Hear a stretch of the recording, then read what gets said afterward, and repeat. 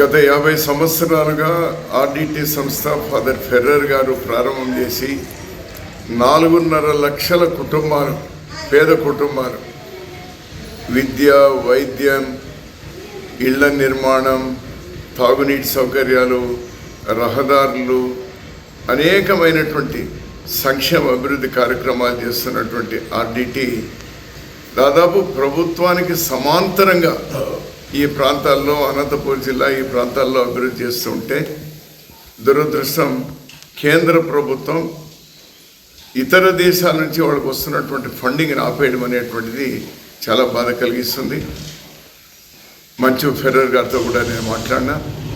నేను కూడా అందరికీ, ప్రధానమంత్రి గారు, హోమ్ మినిస్టర్ గారు, మన రాష్ట్ర ముఖ్యమంత్రి, డిప్యూటీ సీఎం, మన జిల్లా మంత్రులందరికీ కూడా 9 లెటర్లు నేను వాళ్ళందరికీ కూడా రాసినాను.